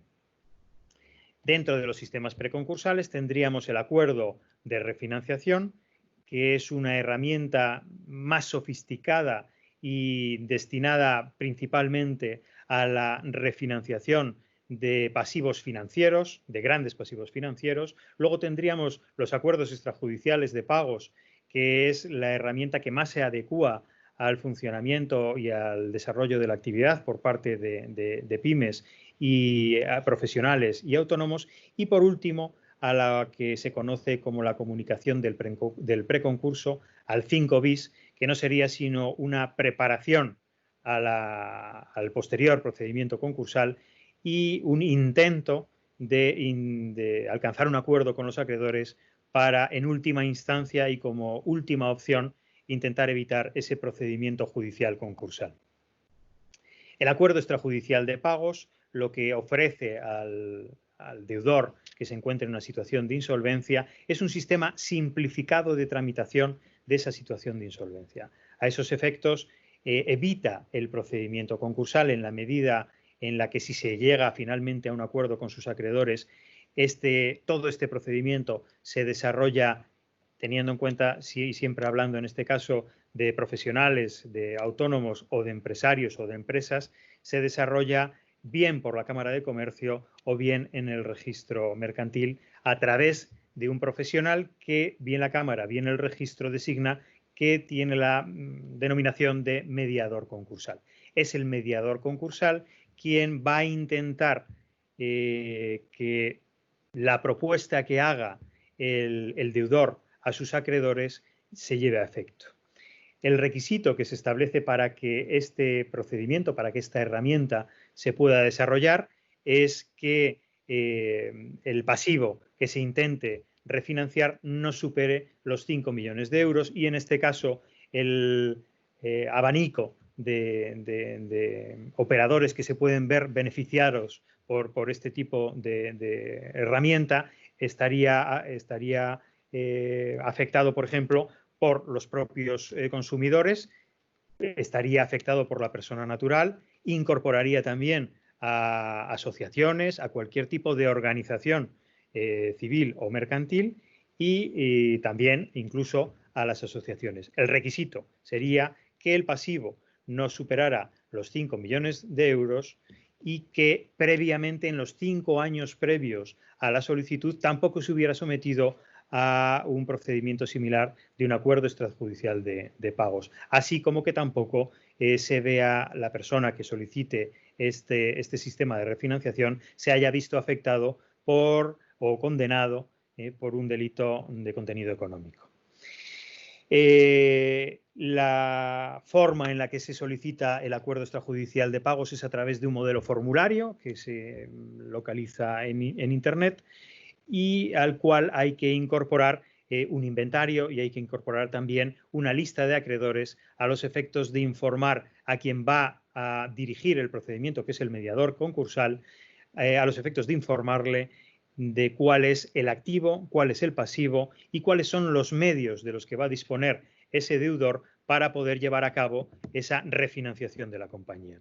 Si bien es cierto que es un procedimiento que lo lleva directamente, lo puede llevar directamente un deudor, el deudor, en este caso, por la complejidad de lo que es un procedimiento concursal y por la conveniencia de analizar los planteamientos, no solo de refinanciación, sino también de los propios planes de viabilidad que se tienen que ofrecer a los acreedores para intentar convencerles de que esa solución es la mejor, es decir, de que las quitas, de que las esperas, de que el sacrificio que se va a intentar imponer a los acreedores es lo mejor, no solo para garantizar la viabilidad de la compañía, sino porque va a ser la única forma en la que los acreedores puedan recuperar parte del crédito. Lo conveniente es que en este tipo de procedimientos intervengan abogados, intervengan, por supuesto, economistas que asesoren a los deudores a la hora de intentar reestructurar y refinanciar la compañía. Una vez que se ha llevado a cabo, que se ha registrado la solicitud del acuerdo extrajudicial de pagos, insisto, tanto en la Cámara de Comercio como en el registro mercantil, es alternativo, en cualquiera de los dos foros se puede llevar a cabo. uno u otro se lleva a cabo la designación del mediador concursal, que es quien convoca a los acreedores a una reunión para intentar que se llegue a un acuerdo a través del cual se pueda producir esta refinanciación de la compañía. Otro de los beneficios de este sistema es el corto plazo de tiempo en el cual se desarrolla el proceso. Estamos hablando de que desde el momento en el que se lleva a cabo la designación del mediador concursal, la reunión con los acreedores se tiene que llevar a cabo en el plazo de los 2 meses siguientes. Aquí no estamos sometidos a las dilaciones de los plazos habituales en los procedimientos judiciales, habituales por el colapso que tienen los juzgados, en este caso los juzgados de lo mercantil, y por lo tanto es el propio mediador concursal el que da impulso al procedimiento y además el que tiene que cumplir los plazos que la propia ley concursal ha establecido para llevar a cabo esa reunión con los acreedores. Por su parte, el deudor lo que tiene que hacer es un planteamiento de reestructuración, lo que traslada a los acreedores es la forma en la que a través del sacrificio, del menor sacrificio posible, les puede garantizar el cumplimiento de su obligación. Este sacrificio puede imponerse a través de quitas o a través de esperas y dependiendo de cuál sea el grado de sacrificio que se quiera imponer a los acreedores, que estará a su vez justificado en la necesidad de reestructuración de la compañía, se van a establecer una serie de mayorías que van a determinar si esa propuesta del deudor se puede imponer a todos los acreedores, incluso a aquellos acreedores que no apoyen este plan de refinanciación, o finalmente obliga a la empresa a acudir a un procedimiento concursal al fracasar la herramienta de refinanciación. Y dependiendo, como hemos dicho, de cuál sea el grado de sacrificio que se quiera imponer, para aquellos planes de refinanciación que establezcan a sus acreedores esperas que no superen 5 años o quitas que no superen el 25% del importe de los créditos o incluso ambas opciones que se puedan combinar y que por lo tanto se establezcan quitas y esperas, no es una cuestión alternativa, se establecería la necesidad de apoyo al menos del 60% del pasivo a la propuesta que haga el deudor. Si se quieren establecer ya opciones de reestructuración que impliquen un sacrificio mayor, estaríamos hablando de quitas de hasta 10 años o, de esperas hasta 10 años o de quitas que superen el 25% del importe de los créditos, se requeriría que al menos el 75% del pasivo apoyara la propuesta que realiza el deudor. No me voy a detener mucho en los acuerdos de refinanciación por cuanto es una herramienta más específica dirigida a sistemas más sofisticados de refinanciación, de reestructuración y sobre todo limitado a pasivos financieros, es decir, en este caso este tipo de herramientas no afectarían ni a los créditos ordinarios que estén relacionados con los acreedores comerciales, ni tampoco afectarían a determinados intereses de deudas públicas y bueno, pues como es un sistema mucho más específico y más complejo y más caro también a la hora de desarrollarlo porque exige la intervención de agentes externos como es por ejemplo el auditor o es por ejemplo un experto independiente que pudiera incluso validar un plan de viabilidad, en este caso lo vamos a dejar para otro momento posterior, entre otras cosas porque también vamos un poco limitados en el tiempo.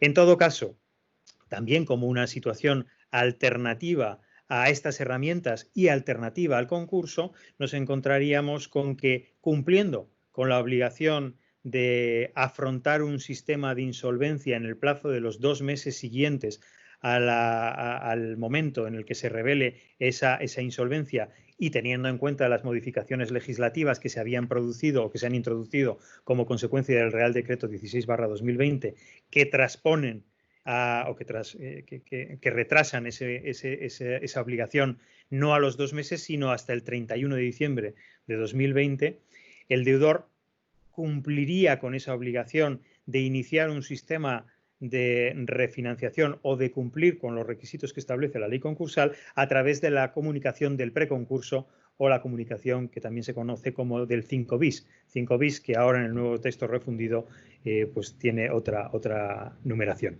En todo caso, esta comunicación del 5 bis es un mero escrito que se presenta al juzgado de lo mercantil informando de que el deudor ha iniciado un proceso de negociación con todos sus acreedores para intentar o bien superar la situación de insolvencia, y esto va a depender, por supuesto, del número de acreedores que tenga la compañía, o bien de lograr los apoyos suficientes como para presentar una propuesta anticipada de convenio, eso sí, procedimiento que se desarrollaría ya a través de un procedimiento judicializado a través del procedimiento concursal. La presentación del 5 bis lo que permite es una ampliación del plazo para presentar la demanda de concurso o una ampliación del plazo para atender la situación de insolvencia que pasaría de ser de 2 meses a 3 meses para llevar a cabo las negociaciones, más un mes adicional para preparar la solicitud de concurso.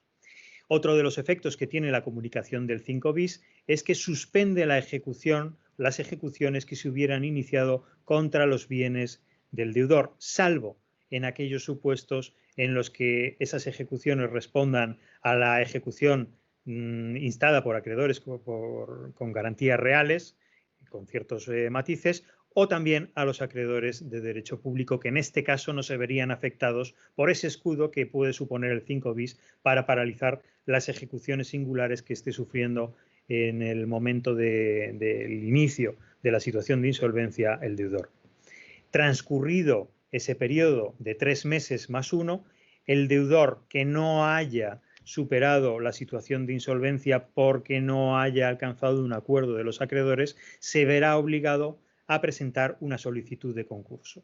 Esa solicitud de concurso, esa demanda que ya se presenta directamente ante el juzgado de lo mercantil y que va a establecer que el deudor, y cuando hablo de deudor estoy hablando de sociedades limitadas, estoy hablando de pymes, de profesionales, de autónomos o incluso de consumidores, de que cualquier deudor se vea intervenido por una administración concursal e incurso en un procedimiento concursal, esa solicitud, esa demanda puede ir acompañada de lo que se llamaría una propuesta anticipada de convenio, que es el acuerdo que previamente se podría haber conseguido a través de las negociaciones que se lleven a cabo en el marco y en el periodo del 5 bis y que tendría la finalidad de imponer a todos los acreedores, incluso a aquellos que no apoyaran la propuesta de convenio, imponer las condiciones de refinanciación necesarias para que el deudor pueda continuar desarrollando su actividad y, sobre todo, para que pueda atender sus obligaciones con los acreedores modificadas en los términos en los que sea necesario para poder llevar a cabo esa reactivación de su actividad y el cumplimiento de sus obligaciones. A través de la propuesta anticipada de convenio y dependiendo de los apoyos que se logren obtener, se podrán imponer quitas o esperas a todos los acreedores. El régimen de imposición de estas quitas o esperas y la posibilidad de obligar, de novar esas obligaciones y de obligar al resto de acreedores a las condiciones que sean pactadas, va a depender también del sacrificio, lo mismo que en el acuerdo extrajudicial de pagos, del sacrificio que se quiera y se pueda imponer a los acreedores para poder llevar a cabo la continuación de la actividad. En este caso, ya en el marco concursal, las exigencias de apoyos se reducen.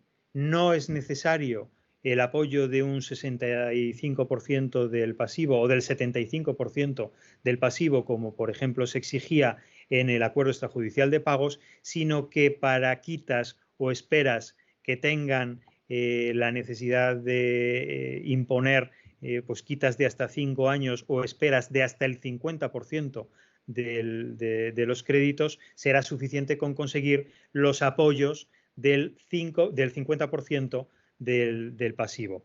Aquí entraríamos ya en un sistema de calificación de los créditos que es bastante más complejo y que bueno, nos exigiría mucho más tiempo del que ahora lamentablemente no disponemos, pero en todo caso y sintetizando, exigiría ese tipo de apoyos. Esta propuesta anticipada de convenio se puede presentar junto con la solicitud de concurso en la medida en la que se haya conseguido el apoyo a este sistema de refinanciación de la compañía, que es el convenio, de la propuesta anticipada de convenio, con acreedores que titulen al menos el 20% del pasivo. Lo que permite también la tramitación de la propuesta anticipada de convenio es una simplificación en cuanto a tiempos y trámites del procedimiento judicial concursal. A estos efectos, lo que va a hacer el juzgado una vez que reciba la propuesta anticipada de convenio es inmediatamente dar trámite al concurso y dar trámite a esa propuesta anticipada de convenio. Remitírselo a la administración concursal para que haga una valoración de la propuesta anticipada de convenio, mientras también prepara, por supuesto, el informe de la administración concursal, y en la medida en la que no se produzcan impugnaciones que hagan que se desvirtúen esas mayorías que previamente se han necesitado para presentar la propuesta anticipada de convenio, o incluso las mayorías que ya se han podido aportar junto con la solicitud de concurso para validar el plan de refinanciación del deudor. En este caso, lo que hará el juzgado es darle trámite y, si ya se tienen esas mayorías, aprobar el convenio e imponer a todos los acreedores las condiciones que llevarían a cabo la posibilidad de refinanciar la compañía.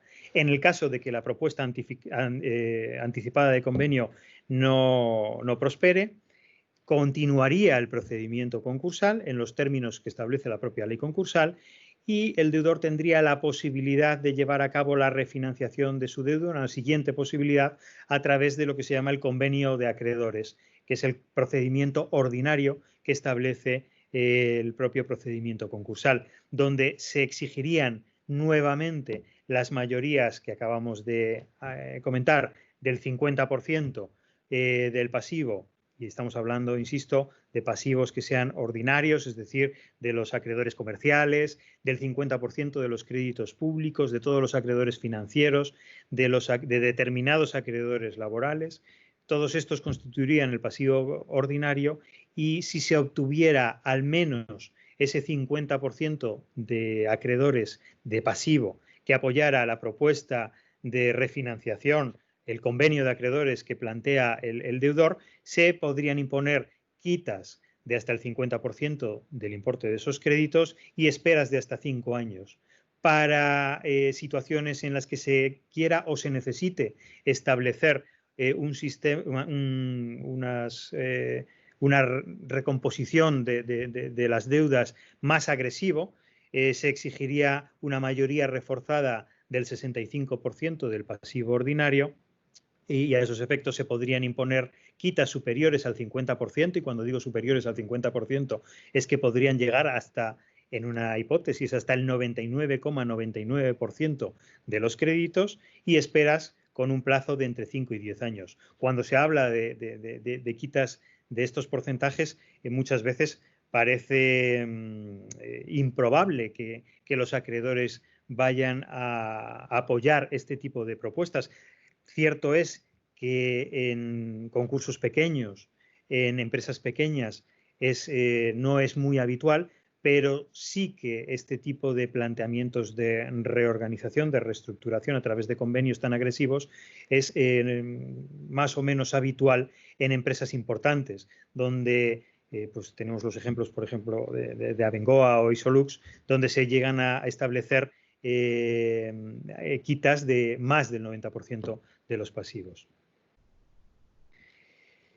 Con todo esto, bueno, pues espero haber podido hacer una primera aproximación a los sistemas, al sistema concursal, al sistema de gestión de las situaciones de insolvencia. Sé que son unas pinceladas, y en todo caso, pues quedo a disposición de todo el mundo para cualquier pregunta que se le pueda plantear. Muchísimas gracias, Pablo. Desde luego también hemos aprendido muchísimo. Habéis demostrado que sois verdaderos expertos en la materia, que lo domináis a la perfección, que es una materia muy amplia, muy ardua y que desde luego afecta y de qué manera al día a día de los empresarios, además en una coyuntura tan complicada como la que estamos viviendo en estos momentos en la era post-COVID, con tantísima normativa, regulación, y contar con voces tan autorizadas y expertos como vosotros nos transmiten muchísima tranquilidad, y estoy segura que vuestras exposiciones, como han sido tan prolijas, han resuelto directamente las dudas previas que teníamos muchos de los empresarios que hemos sentido el interés de vincularnos y de seguir con muchísima atención todo vuestro webinar. Lo dicho, muchísimas gracias también a ti, Pablo, porque has quedado francamente muy bien explicado toda tu parte. Le voy a ceder la palabra porque creo que contamos también con la presencia, se ha incorporado a lo largo del webinar del presidente de ADECA, con Santos Prieto, y nos gustaría el poder darle la palabra y que se dirija personalmente también a vosotros y a todos los asistentes del webinar. Adelante, Santos. Buenos días a todos y perdonad que no haya podido estar desde el principio, pero teníamos la firma del Plan de Recuperación Social y Económica de Albacete, que era una cosa bastante importante. Ha sido un punto principal del día, porque se ha demostrado que se puede hacer consenso. Vamos a ser ejemplo en toda España de que las fuerzas políticas, todas las ayuntamientos se han puesto de acuerdo para este plan de recuperación, y es un ejemplo democrático. Es lo que hay que hacer, la verdad. Se ha notado la buena voluntad que había por parte de todos. Nosotros en ADECA estamos contentos con lo que se ha acordado, porque todo el plan de inversión que había previsto para Campoyano se va a efectuar. No estamos satisfechos en cuanto a que depende del tiempo que se tarde, podrá o no ser más efectivo o no, porque el problema es que se necesita ya una inyección económica en el parque empresarial, esa empresa del parque empresarial, de cualquier tipo. Obviamente la de las estructuras viene muy bien, y entendemos que no va a ser tan inmediata esta recuperación económica, pero bueno, está claro que hemos de ser pacientes, nos hemos de ir nutriendo de los ICOs y de lo que haga falta para mantener la empresa. También quería felicitaros, no voy a hacer ninguna pregunta porque al incorporarme un poquito más tarde no quiero ser repetitivo, es casi seguro que lo habéis explicado, porque sí que he visto muchas cosas en las dos presentaciones vuestras, así que dejo paso a los compañeros que estén siguiendo el tema, que hagan las preguntas ya con mayor solvencia que la mía.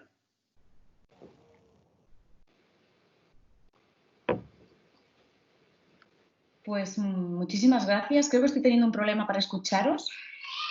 Así que, de todos modos, voy a recoger en la parte del chat en la que, de momento, por escrito no nos han transmitido ninguna cuestión.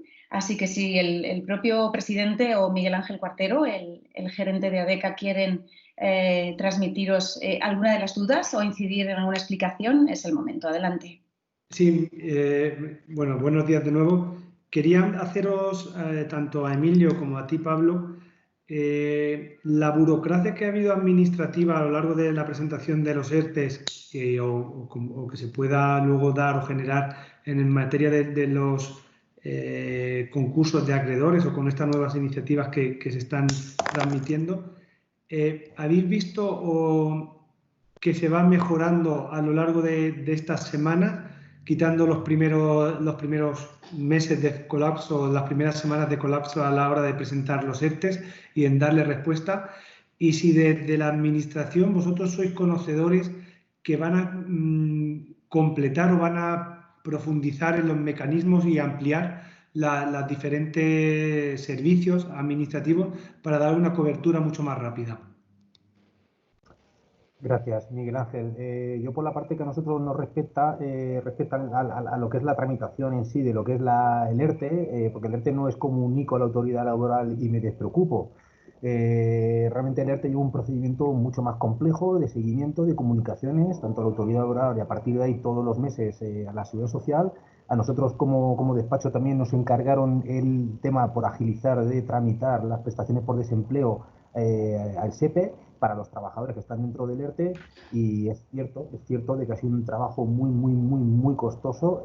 A día de hoy todavía creo que somos conocedores de que hay expedientes de prestaciones por desempleo sin cobrar, irregularmente algunas de ellas, unos están cobrando más, otros están cobrando menos. Me consta de que los funcionarios del SEPE están totalmente saturados, están trabajando de una manera incansable y hasta incluso los fines de semana. Creo que van a reforzar. Ahora han aprobado lo de la ayuda esta que conocemos también del ingreso mínimo vital, ¿vale? Es una serie de medidas extraordinarias en tan poquito tiempo que la administración, pues evidentemente como a todos, pero la administración le está costando muchísimo. También estamos detectando con todos los organismos en general, llámese agencias tributarias, Junta de Comunidades, Comunidad de Madrid, registros de la propiedad, mercantiles y demás, que les está, de alguna manera, a algunos de ellos costando bastante el adecuar la nueva medida de prevención para la incorporación en los puestos de trabajo. De hecho, creo que todos lo sabemos, que hay muchísimos organismos que siguen todavía cerrados. Están dando asistencia telefónica en algunos casos, en otros estamos solicitando citas para estos organismos y nos están dando para dentro de 15, 20 días, cuando el problema con el que nos encontramos es que actualmente los plazos administrativos corren. Se suspendieron, como sabemos, pero ya corren. Entonces creo que les falta bastante. También por ejemplo, con el decreto que aprobaron antes de ayer, como he comentado, ¿no? De que se ha aprobado, es un éxito, ¿no? El hecho de poder por videoconferencia, poder sentarte con un inspector y asistir y despachar con él una inspección, una comprobación tributaria. Pues eso creo que es un adelanto. Pero les está costando bastante, y yo lo entiendo, a todos nos está costando en cierta manera. Entonces, por la parte práctica que hemos sufrido desde 1 de marzo hasta el día de hoy, podemos decir de que todavía quedan trabajadores que no han cobrado su prestación por desempleo, trabajadores que se encuentran en ERTE y muchísimos trámites por realizar. Y ya le cedo a Pablo también a ver su opinión en la parte más procesal, pero es cierto también de que, claro, como no paran de aprobar nuevas medidas, las nuevas baterías de medidas que vienen de camino también, pues claro, no nos dejan espacio de tiempo para poder asentar, normalizar un poquito, continuar. Todo lo contrario, más bien todo lo contrario. Si no paran de aprobar nuevos decretos, órdenes, ordenanzas y demás, que lo que van haciendo es pues sobrecargarnos de alguna manera. Uh-huh. Sí, aquí desde el plano de la insolvencia, por decirlo así, tendríamos una doble vertiente, lo que son los institutos preconcursales, lo que hemos estado hablando del acuerdo extrajudicial de pagos, por ejemplo.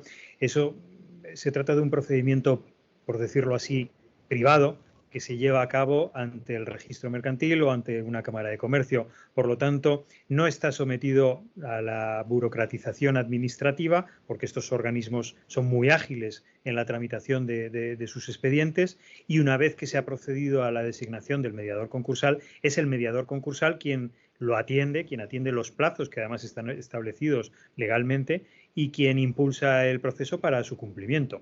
Luego aquí realmente una de las ventajas, por llamarlo así, que podría tener este tipo de procedimientos es la agilidad en cuanto a la resolución si se consiguen las mayorías y los apoyos suficientes. Es decir, en 3, en 4 meses el asunto puede estar cerrado, se puede haber llevado a cabo la refinanciación de la compañía y, por supuesto, la innovación de todas las obligaciones que puedan ser afectadas por este tipo de herramientas. Ahora ya, si nos vamos al plano procesal, al judicial, puramente dicho, bueno, pues el escenario va a ser radicalmente opuesto. Se comenta, hay ya multitud de noticias, de publicaciones, que lo que se prevé es una avalancha de concursos. Una avalancha de concursos hasta el punto de que se prevé incluso multiplicar hasta por 2, por 3 y por 5 el número de concursos anuales de los máximos que se han tramitado hasta la fecha. Tomando como una referencia, en los peores años de la crisis se llegaron a tramitar unos 10.000 concursos anuales. La previsión que había era de que se llegaran a presentar hasta 50.000 solicitudes de concurso solo en el año 2020, que es precisamente lo que obligó al Gobierno a adoptar este tipo de medidas para posponer la solicitud. En todo caso, no hemos de olvidar que se trata de una obligación legal, no es dispositivo. Si un deudor está en una situación de insolvencia, tiene que acudir necesariamente a una de las herramientas que se establecen en la ley concursal, porque si no, efectivamente, y como tuviste la oportunidad de manifestar, Emilio, se puede producir una responsabilidad precisamente por no acudir a un sistema de tratamiento de la insolvencia que es el que establece la ley concursal. Totalmente de acuerdo contigo, Pablo. Vamos a ver, os traslado una cuestión. Un segundito, que creo que... Ah, vale, perfecto. Me dice Sergio en el chat. Buenos días. ¿Creéis que las medidas que se han tomado o que se están estudiando tomar son favorables para evitar el colapso económico en nuestro país? ¿Pensáis que hay alguna medida que sería importante tener en cuenta y aún no se está hablando de ella?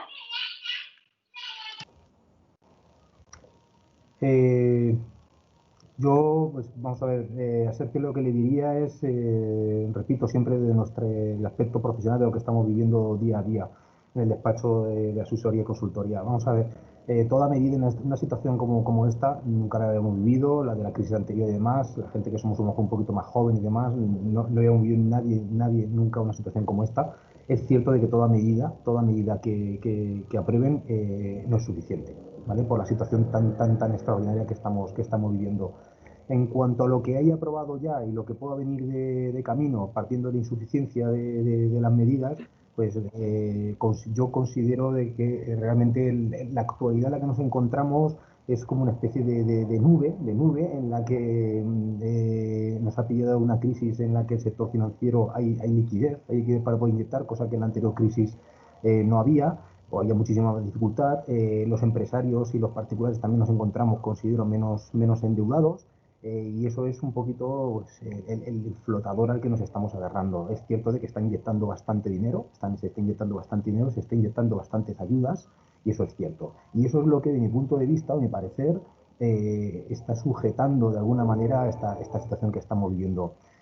Ahora bien, cuando pase el verano, llegue el otoño, claro, las ayudas de la envergadura de las que estamos ahora mismo disfrutando de alguna manera es imposible mantenerlas mucho más en el tiempo. Entonces, lo que estamos hablando de un plan de reestructuración mucho más profundo a nivel europeo, a través del cual pues, se adoptarán otro tipo de medidas para evitar, pues eso, considero ahora el tapar la herida o el taponar la herida. Creo que es la situación personalmente, mi opinión profesional y personal que estamos viviendo. No son suficientes, no van a ser suficientes, y no creo que sea la medida más básica para poder, como digo, taponar un poquito la herida, pero cuando pase unos cuantos meses la vida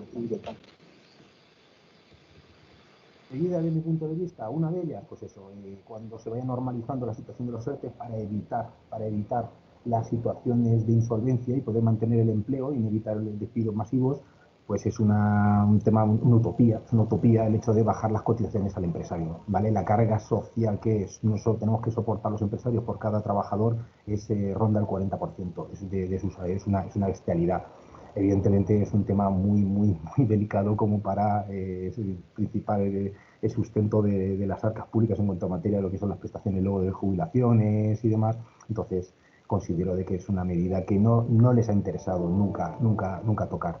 Para mí sería una medida maravillosa y evidentemente pues eso, el incentivar, ¿qué voy a decir yo? El incentivar a la empresa con beneficios fiscales, bonificaciones, beneficios y demás, y que nos ayude a sujetar el mantenimiento de empleo o que sea lo máximo por lo que podamos dentro de nuestras posibilidades, y a partir de ello considero que es la base y la clave para, recordamos, el 90 y tanto % largo de este país, el empleo lo estamos creando o generando las pequeñas y medianas empresas. Entonces creo que las ayudas que nos tengan que dar tendrán que ir enfocadas realmente a incentivos a la empresa para evitar los despidos y, en consecuencia, pues todo lo demás. Esa es mi opinión, Pablo. Sí, yo comparto contigo. Yo creo que las palabras son incentivos y financiación.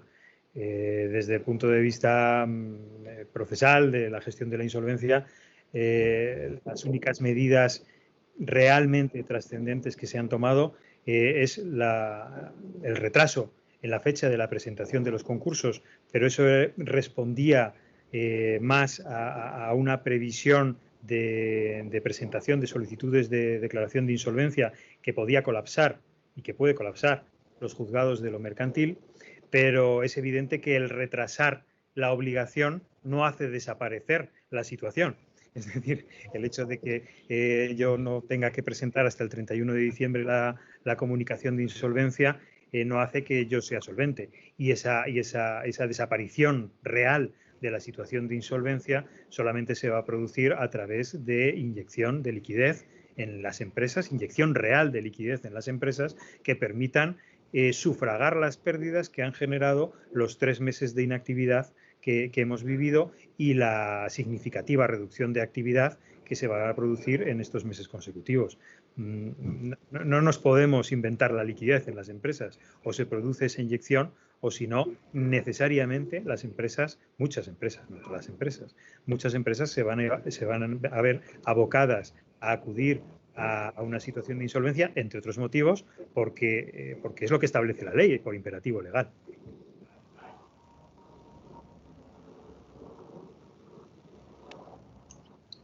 Perfecto, pues de momento, si no hay ninguna pregunta más, que en el chat no nos han formulado ninguna más, le vamos a dar la palabra al presidente de ADECA, a Santos Prieto, para que despida a nuestros ponentes y clausure este webinar. Adelante, Santos.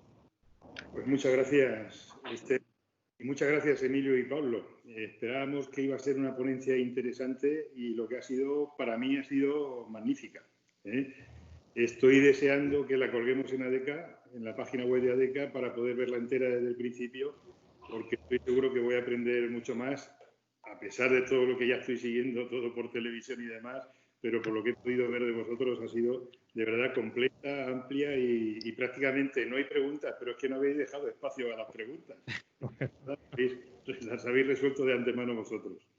Y antes de despedirme, quiero invitaros también a inscribiros, a los que estáis presentes y a aquellos que lo vean grabado, al último webinar de este ciclo, que pone broche de oro a este propio ciclo y se celebrará el día 2 de julio a las 12:30, de la mano de la directora de SV Comunicación, que es la periodista experta en marketing digital y comunicación corporativa, Esther Sánchez Villora, quien a su vez es la responsable de comunicación de ADECA, como ya sabéis, y que ha ejercido de moderadora en el día de hoy, que la habéis visto por la pantalla.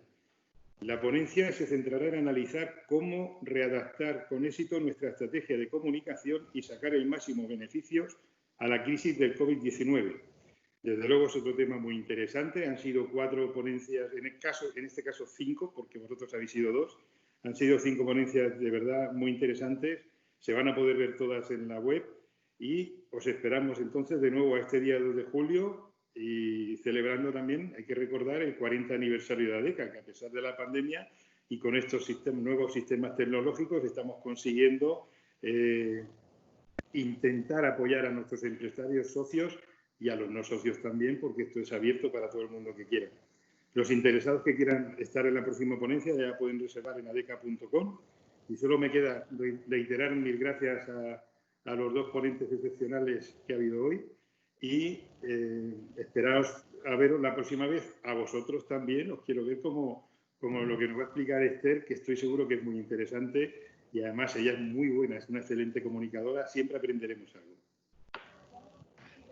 Muchas gracias, Santos, por darnos la oportunidad. Estamos a vuestra disposición.